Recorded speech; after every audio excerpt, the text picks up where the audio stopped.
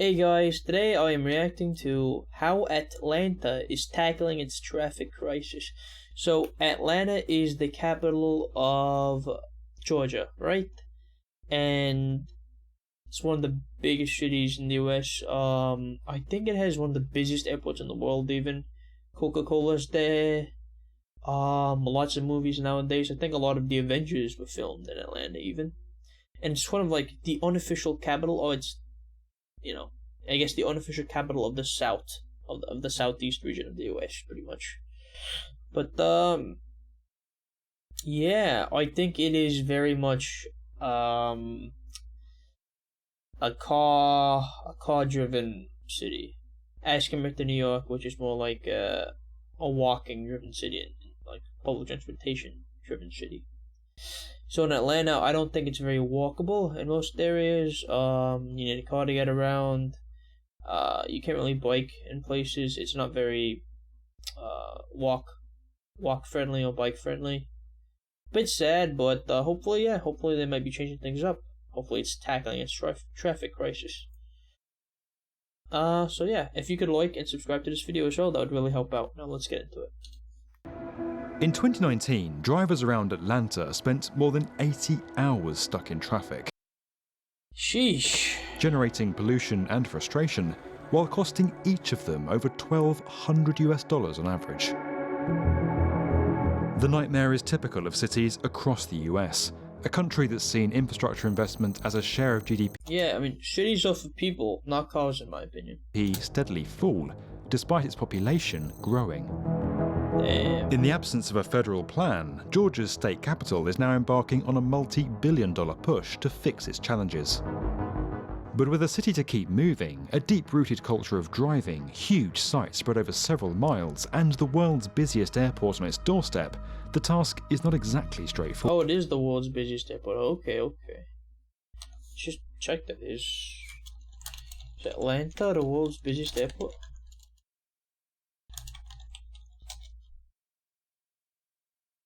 Yeah, it might be the second busiest after Guangzhou, or it might be the busiest. Okay. Listed busiest airports by passenger traffic. Yeah, I don't know if Atlanta is the busiest in this metric. Okay, or it appears to be the second busiest actually. Okay. But it's definitely the busiest in the US, at least, yeah. Interesting stuff. Let's get back to the video. This is the story of one team's quest to tackle Atlanta's traffic problem that holds lessons for cities across America.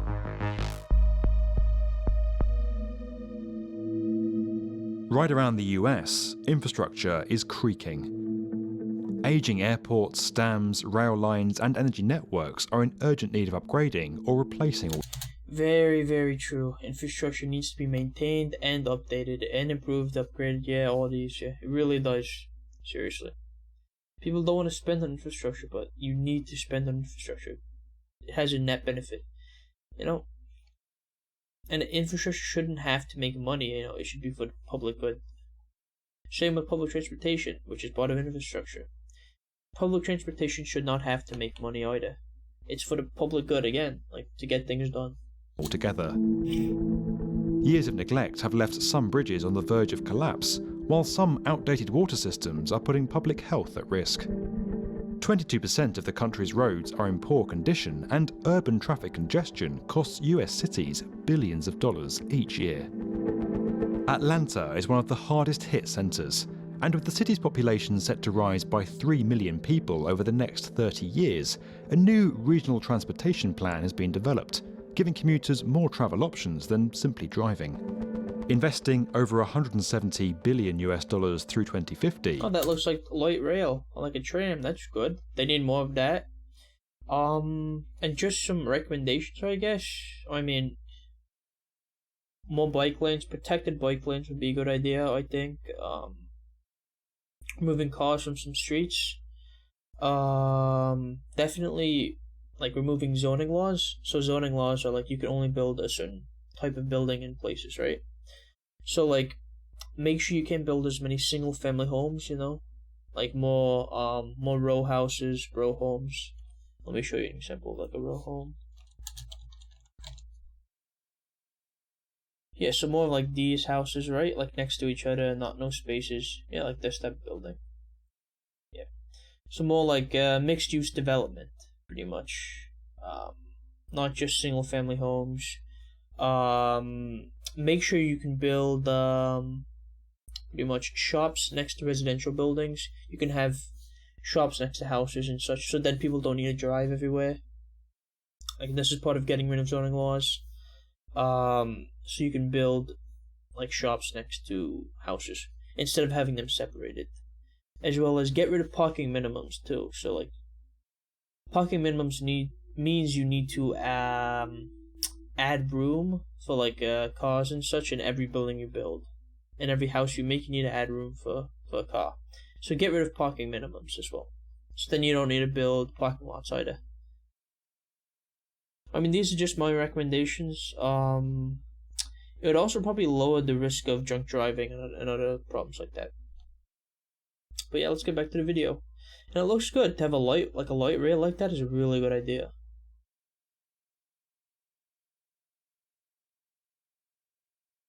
The plan includes expanding the streetcar network and building new rail lines, while Good idea. investing in cycling and walking routes. Of course, it's awesome. But many of these long-term projects are still awaiting funding or public support, so their effects won't be felt for years. Damn. In the meantime, upgrades to some of And you need to make like public transportation a more attractive option than driving, so then people will actually want to use it. Like that's super important, if anything. Atlanta's heaviest traffic hotspots are alleviating some of the strain. One of the biggest projects is an improvement to a northbound stretch of Interstate 75, notorious for collisions, as it joins Interstate 285 south of downtown. Sitting next to Hartsfield-Jackson, the world's busiest airport, the roadway is a key connection, linking with the huge perimeter highway that surrounds the city centre. General contractor Archer Western, part of the Walsh Group, is now midway through the $76 million expansion, which involves widening and reconstructing parts of the busy section. This particular stretch of road in that interchange in particular has long been an issue, but obviously with massive population growth in Atlanta over the last 20 to 30 years, it's become exponentially worse, truthfully. It's just gotten to a point where operationally it's severely outdated and needed this upgrade. Heavy traffic is the norm around the intersection, mainly caused by vehicles weaving between lanes. To fix this, new collector distributor or CD lanes are being put in, pushing these movements back from the junction. Other changes include a new tunnel bridge and reconfigured ramps for joining traffic. This is several different kinds of retaining walls. We've got subgrade and foundation reinforcements that we've got to do that are unique to this project because there's a lot of groundwater in this But you can't just make highways bigger. That actually causes more traffic. area. It's kind of a unique bridge. The actual bridge beams themselves are oriented perpendicular to traffic versus typically they're put in parallel and the deck's put on top. This one's kind of reversed. All of this is happening on a site that's spread over several miles and with the intersection in near constant use throughout. Even when road closures are possible, the team has to work to tight deadlines. One ramp had to be entirely rebuilt in place over just one weekend, ready for the Monday rush hour. The project overall is being built to a much shorter schedule than normal, and with no space for an on-site office, the team is forced to collaborate over huge distances. But digital technology is making a big difference. Traditionally, plans would have been physically printed out and carried across the site, taking time, costing thousands of dollars in printing, and running the risk of people building from the wrong information. Every superintendent probably would have had a stack 5-6 inches deep of paper in the backseat of their truck, and then having to get them out on the hood or the tailgate. People from the office printing out new pages of any revisions. So we've really eliminated all that out of the field. The team's done this by introducing a tablet-based system built around Bluebeam Review. This seems helpful. The software's made the team more productive, allowing superintendents and engineers to manage and mark up their documents on the move, instantly sharing comments or changes with people spread over several miles.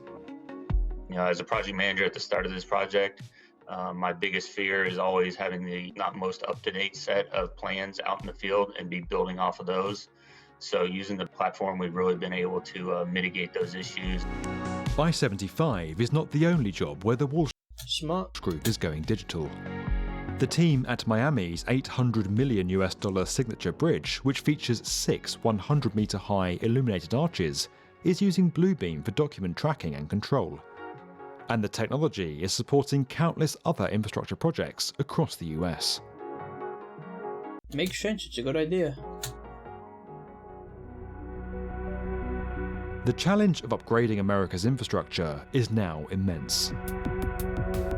With a repair bill estimated in the trillions and difficult decisions to make about priorities, the country's new administration has its work cut out with this particular issue. While the project in Atlanta might seem small in comparison, it's typical of the challenge that's about to be played out on vast sites across the US, and the approach of this expert team, using technology to plan and keep the city moving against the odds, is a powerful case study for us all. This video was made possible by Bluebeam. Learn more at the link below. And as always, if you enjoyed this video and would like to get more from the definitive video channel for construction, subscribe to the B1M. Pretty cool stuff. I'll just mention skyscrapers. That's another thing. I don't think Atlanta needs more skyscrapers. You don't need to build skyscrapers. Like, you should kind of restrict the height limit. You should actually make the height limit like a reasonable number, I think, because skyscrapers are not the most helpful actually. You can still build apartments, but just not skyscrapers. So just more row houses, apartment buildings, but no skyscrapers. And you can solve a lot of these traffic crises by just making things denser, so you're able to walk to places. But yeah, pretty interesting stuff. Let's check out the comment section. And if you could like and subscribe, that would really help out. Okay. Wednesday is construction day from now on. Atlanta is investing in more travel options other than cars. Shows a major highway expansion. Haha. Oof, yeah, true. It's like a line extracted straight from the song Ironic.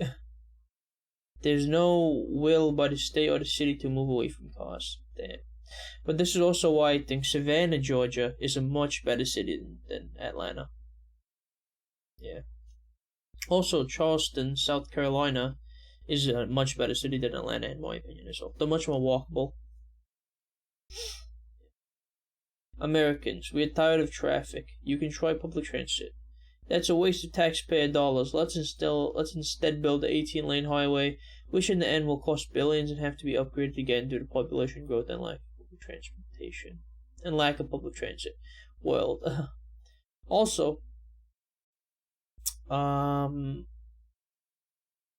besides, this 18-lane highway doesn't actually make traffic go down. It actually increases traffic. Which you would think would, which doesn't make much sense, like, if you think about it, but, yeah, it actually does increase traffic. It's literally seen to increase traffic when you widen the lanes. For having a dysfunctional road system, Georgia sure does have a large developed economy. The title had me so excited, and I was shocked to see Atlanta was fixing its traffic issues. And it turns out they're widening a cloverleaf, and there's still going to be a cloverleaf upon completion. Nope, this is not true. If you build it nicely, people will come. It's proven that widening highways doesn't help congestion in the long run. Spending so much money on something that won't help. Yeah, it has failed many times before.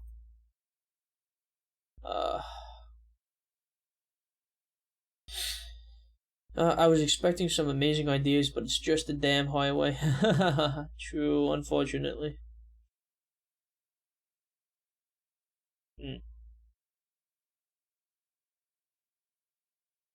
Atlanta is only investing in highways. Well, it should invest in other things, I think. Oh man. The boring companies will ploy to sell more Teslas. It would be easier to fix MARTA, I guess that's the public transportation system there, than it ever would be to have the boring company do anything useful. Yeah, seems to be. I don't necessarily think the boring company would be so much better over traditional trains and light rail.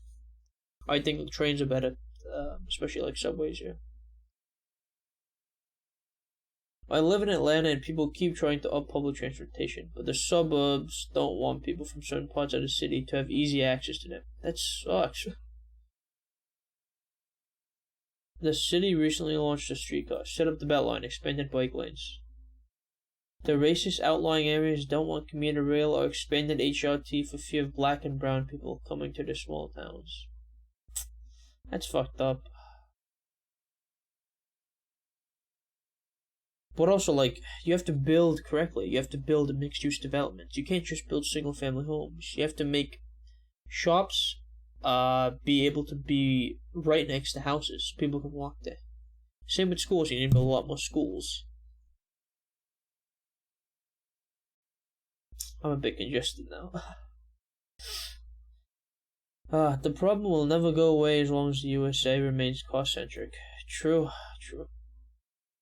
Absolutely. And the dependence on cars is perpetuated by the design and layout of many US cities. True, it is. It's hard to go from cul-de-sac plus highways design to better layout. The problem is that cities sprawl so much it's hard to use bikes and more expensive to use public transport. Yeah. But actually, if you look at it, New York's public transportation is, although not the best, it's still better than a lot of other places. It's a lot more dense. So cities should definitely upgrade and improve what they already have as well regarding public transportation. The big problem is the suburban sprawl all major US cities have. Suburban sprawl is a major problem, absolutely. Together with absurd zoning laws, the only feasible method of transportation is the car. Unless we start building better, which would help. Also, more streetcars. True, but it's also unrealistic to expect the entire U.S. to become accessible by public transportation. Is it? Is it unrealistic? I mean, we did it with the Highway Act to make the U.S. more car-centric. Why can't we do it with public transportation?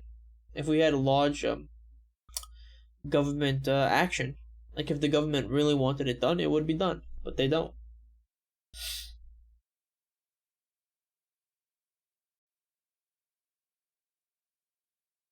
Although the suburban sprawl is a big issue, perhaps having train stations in these larger neighborhoods could incentivize some people to cycle to the station and take the train to work. Given the massive size of some of these highways, it would make sense to substitute these long commutes with train lines, where people can instead travel to more local stations, and would therefore give them the option to walk/cycle.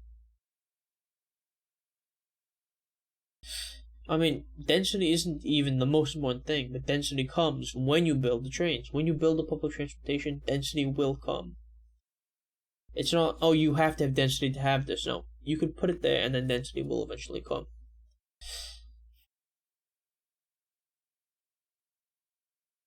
Yeah.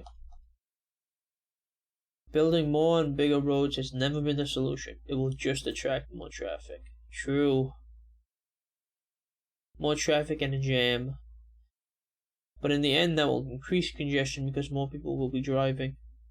The only way to reduce congestion is to provide alternative transport methods and make driving worse. Make the roads slower, thinner, and less convenient while making biking and public transport faster, larger, and more convenient. Yeah, and to a large extent, I agree.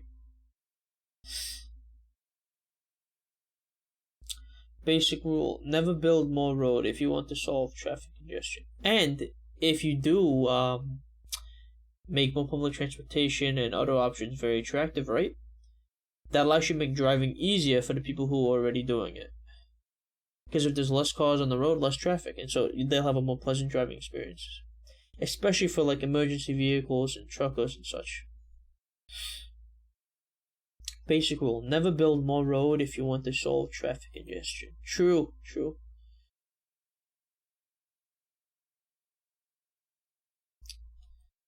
Okay. Highways are causing traffic loss in productivity, pollution, and inconvenience. Let's build them bigger. Well, this is Atlanta specifically. America in the 1920s. We are investing in crucial infrastructure, have more public transportation in cities than any other country, and we run the most reliable and efficient trains on Earth.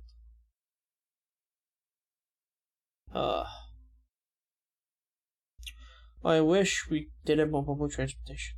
Really sad we don't. Like, more cities should have it. Yeah, a lot of these oil industries and companies really mess things up. It was Ford and GM who purchased all the public transit line, and instead of actually investing them, they made all the lines buses. And then they took the buses away too.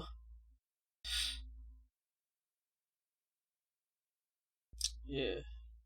We shouldn't be so politically divisive though, honestly. We should just get things done.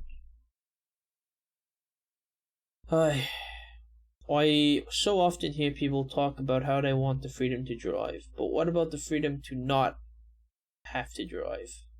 Yeah, you shouldn't need a car to participate in basic society. Too bad for them, move to NYC. Well, you don't even... Yeah, I mean, NYC is probably... Yeah, it's nice, but you shouldn't have to move to NYC either.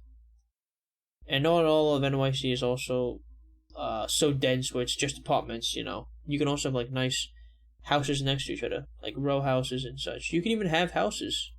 It's just going to be a bit smaller. But yeah. So, okay.